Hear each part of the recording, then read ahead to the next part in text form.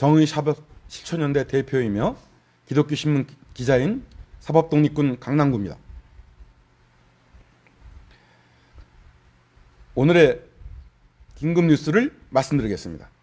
검찰사법부가 생긴 이래 116년 동안 수많은 대법원의 판결과 헌법재판소와 대검찰청의 결정을 다 믿어야 합니까? 대통령을 비롯한 대법원장, 헌법재판소장, 법무부 장관, 행안부 장관, 검찰총장과 경찰총장, 대한변협회장은 즉각 사과해야 됩니다. 법의 존엄이 무너진 이 사건에 대해 대통령을 비롯한 대법원장, 헌법재판소장, 법무부 장관, 행안부 장관, 검찰총장, 경찰청장과 대한변협회장은 국민에게 반드시 사과해야 합니다. 대한민국 부패와 적폐, 그 악의 축, 경검찰 사법부와 변호사는 정관이나 형직이 작동된 국민의 사법 분쟁에서 국민에게 그들의 잘못된 모습만 확인했을 뿐 국민에게 대한민국 법의 존엄은 없었습니다.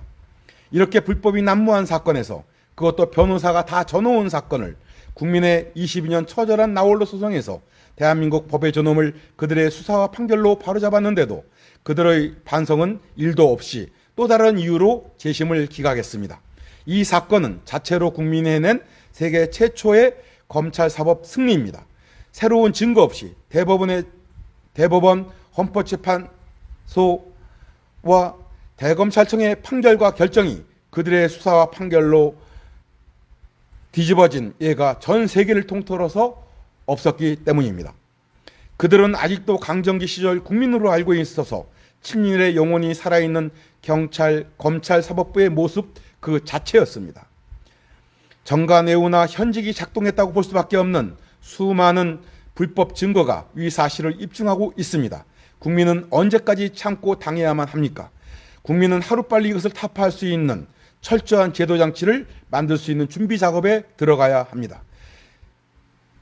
국회나 제도권에 검찰사법 개혁을 맡겨서 지난 공수처 입법 과정처럼 입법의 취지는 사라지고 주인인 국민의 뜻도 사라지고 맙니다. 그래서 국민이 입법 과정에 반드시 들어갈 수 있어야만 합니다. 경검찰 사법부의 불법에 대해 국민은 국가의 모든 기관에 진정을 했지만 국가의 어떤 기관도 수사 중이라는 이유로 검사의 불법에 대해 수사와 조사를 할 수가 없다는 답변뿐이었습니다. 우리나라에서 검사는 무소불위를 넘어 누구도 이의를 제기할 수 없는 신의 검사였습니다. 이렇게 어렵게 밝힌 사건의 실체인 수사와 판결에 대해 양승태 전 대법관을 비롯한 대법원과 고등법원은 재심 사유가 안 된다는 초법적으로 판결한 것은 법의 유력 앞에 저항할 수 없는 국민의 기본권이 침해된 사건이기도 합니다. 그래서 국민은 앞으로 헌법 소원과 사기 재판에 대해 재심을 준비하며 22년 사법투쟁을 이어가고 있습니다.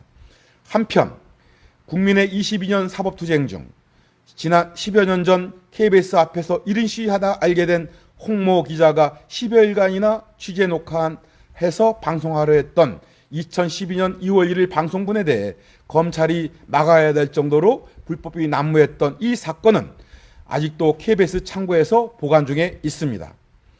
검찰 사법부가 생긴 이래 116년 동안 수많은 대법원의 판결과 헌법재판소와 대검찰청의 결정을 국민은 다 믿고 있습니다.